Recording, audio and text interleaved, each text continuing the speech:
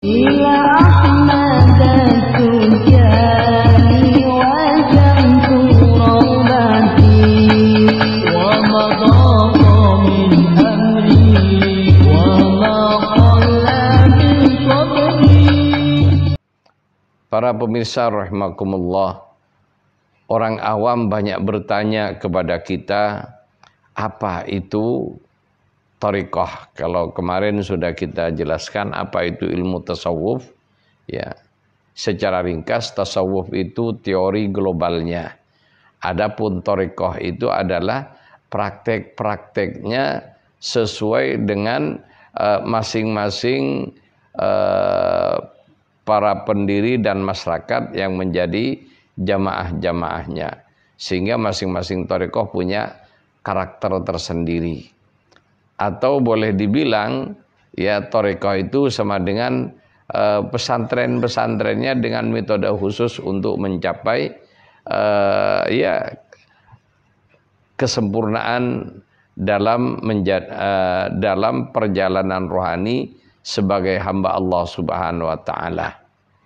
Jadi kalau kita dalam belajar ilmu fikih ada pesantren macam-macam namanya, akan tetapi ujung-ujungnya yang dipelajari itu juga. Ya, kitab fikih dan macam-macam perangkat ilmu yang diperlukan. Ya seperti nahwu, sharaf dan lain sebagainya. Kemudian yang intinya kita ingin pesantren itu mengajari santri-santrinya untuk mengenal hukum-hukum Allah Subhanahu wa taala yang ada dalam Al-Qur'an dan Sunnah. Sehingga disitulah banyak kitab yang telah ditulis oleh para ahlinya, ya, para pakarnya sejak zaman dulu dipelajari. Kemudian itulah kegiatan dalam pesantren zahir. Ya, pondok pesantren yang ada termasuk perguruan tinggi Islam dan sekolah-sekolah Islam lainnya. Kemudian bagaimana yaitu untuk mempelajari syariat atau ilmu zahir. Bagaimana cara kita agar supaya dalam mengamalkan ilmu zahir tersebut kita bisa mencapai dan merasakan nikmat dan hasil daripada pengamalan ilmu zahir tersebut. Maka disinilah ada pesantren yang memperbaiki hati secara khusus agar supaya amalan yang kita lakukan dari sholat 5 waktu, sholat tahajud, sholat duha, yang pertama agar supaya menjadi amalan yang lillah, ya, amalan yang murni karena Allah, bukan sebagaimana orang awam beribadah belum karena Allah, tapi karena macam-macam kepentingan duniawinya terutama. Ya, jadi ada yang ibadahnya hanya mencari harta kekayaan sehingga standarnya ketika berhasil ya mendapatkan rezeki yang lancar merasa berhasil ibadahnya. Demikian juga dengan mencari pangkat dan mencari lawan jenisnya. Itulah kebanyakan. Yang berikutnya level di atasnya mencari surga dan lari dari neraka dengan ibadah tersebut. Yang semuanya ini aslinya belum masuk pada kategori karena Allah. Ya, sehingga untuk kalangan khusus ibadah yang demikian belum dibenarkan. Adapun untuk orang awam ya sudah ya Allah Maha tahu. Ya, yang penting syarat dan rukunnya terpenuhi, ibadah itu sah, ya, sehingga dia tidak punya hutang kepada Allah Subhanahu wa taala, tidak punya hutang sholat dan ibadah-ibadah lainnya. Terus bagaimana kalau kita sudah masuk ke dunia tasawuf? Ya, kita baru tahu bahwa tujuan hidup itu bukan hanya sekedar masuk surga, selamat dari neraka, bukan itu, ada yang lebih tinggi dan lebih esensial. Bagaimana? Ya, kita hidup adalah sebagaimana firman Allah, inna lillahi wa inna ilaihi raji'un. Ya, kita lahir ke dunia ini karena ya berasal dari Allah. Berasal dari kudrat dan iradatnya Allah, kehendak Allah. Kemudian hidup di alam yang diciptakan oleh Allah yang mana harus tunduk dengan aturan Allah. Kemudian tujuannya bagaimana?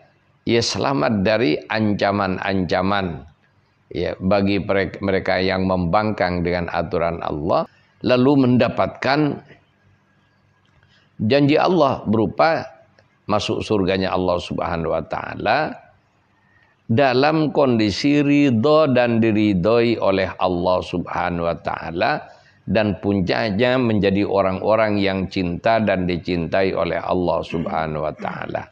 Untuk mencapai ridho dan diridhoi oleh Allah, cinta dan dicintai oleh Allah, inilah ya yang menjadi tujuan para pengamal thariqah secara khusus.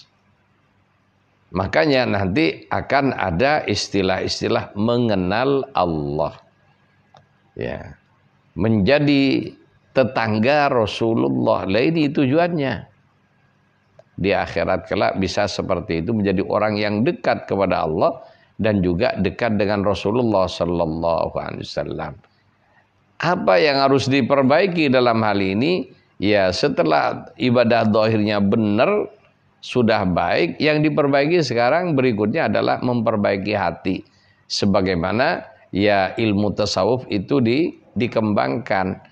Praktek ya membersihkan hati itu adalah dengan cara mengamalkan amalan tertentu yang mempunyai sanad ya, yang berasal dari Al-Qur'an dan Sunnah, mempunyai sanad, kemudian juga ada guru pembimbingnya, kemudian juga mempunyai literatur-literatur yang jelas dengan sanad yang nyambung kepada Nabi sallallahu alaihi wasallam, yang mana amalan-amalan yang berdasarkan Quran dan punya sanad nyambung pada Nabi inilah yang dikenal dengan at-thariqah al-mu'tabarah.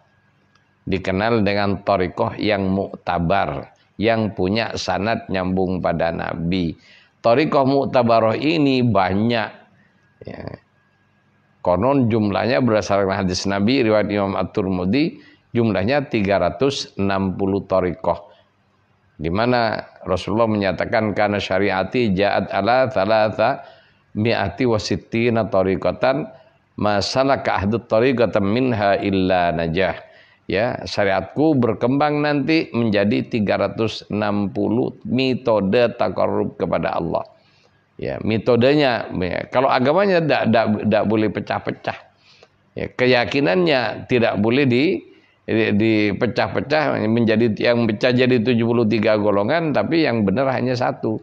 Ya, dari satu golongan yang benar dari Ahlussunnah wal Jamaah ini ada metode taqarrubnya kepada Allah untuk mereka yang mempelajari kinerja hati. Kemudian metode taqarrub itu jumlahnya 360. Kemudian masuk ke Indonesia literaturnya 44. Ya, di antaranya thariqah at-Tijaniyah. Yang sebelum Tijani masuk sudah ada Naqsabandi, Qadiri, Syadili, Rifai, kemudian Ghazaliyah, Sammaniyah dan lain sebagainya, termasuk Satoriyah. Kemudian sekarang kita bahas apa itu thariqah at-Tijani. Jadi yang thariqah ini metode intinya. Ya, secara etimologi artinya metode atau cara atau jalan. Thariq ya, jalan. Ya, secara istilah metode taqarrub kepada Allah Subhanahu wa taala ya, dalam mengamalkan agama Islam. Agama Islam itu taqarrub kepada Allah, tapi metode agar supaya cepat ya, taqarrubnya yaitu dikenal dengan istilah thariqah.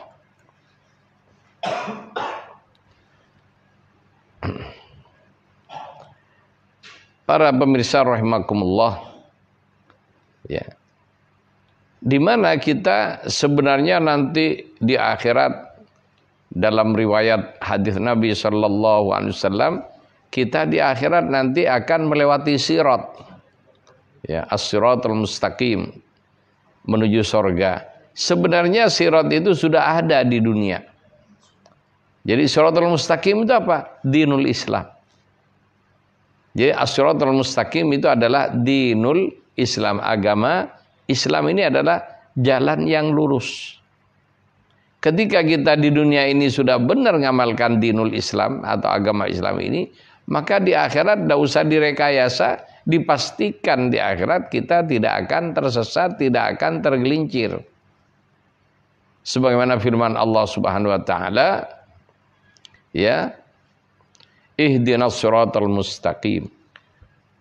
Siratal ladzina an'amta 'alaihim ghairil maghdubi 'alaihim waladdallin, dalam surat Al-Fatihah ayat ke-6 dan ke-7. Jadi kita senantiasa berdoa kepada Allah Subhanahu wa taala setiap salat, setiap rakaat salat wajib ada suratul Fatihah.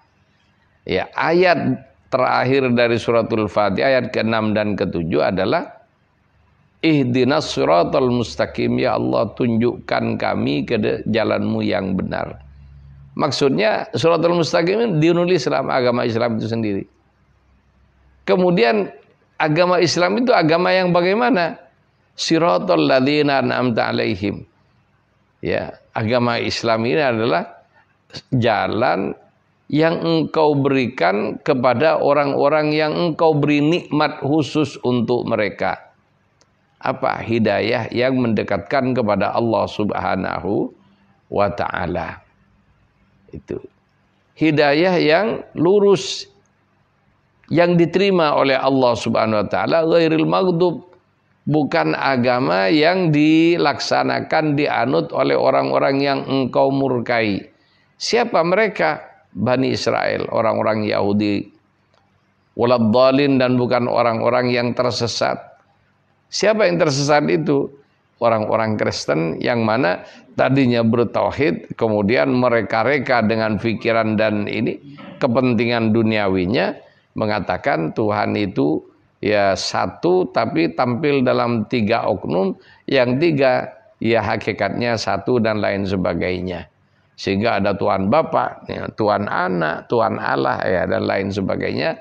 Itu adalah pekerjaan ya ad-dallin, orang-orang yang tersesat. Jadi hakikatnya thariqah itu adalah dinul Islam itu sendiri, akan tetapi dalam hal ini untuk membersihkan hati agar kita benar dalam melaksanakan dinul Islam, ada metode-metode pendekatan kepada Allah Subhanahu wa taala.